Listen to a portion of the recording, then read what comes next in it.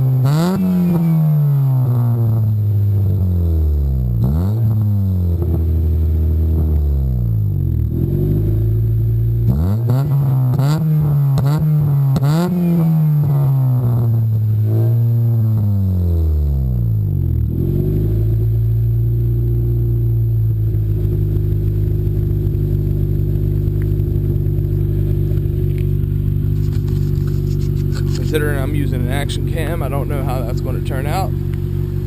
Car looks like crap inside. But that is a D15 V7, which is a 1.5 liter non-VTEC Honda motor. Magnaflow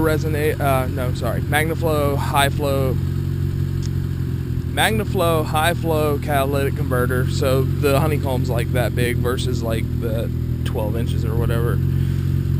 Some generic resonator that I got an exhaust shot because the pipe inside of mine died. Then we have some generic eBay fart can, but the piping, instead of being straight right there, it wraps over my rear axle. You can see it right there. So don't sound too bad. Anyway, I will see you later.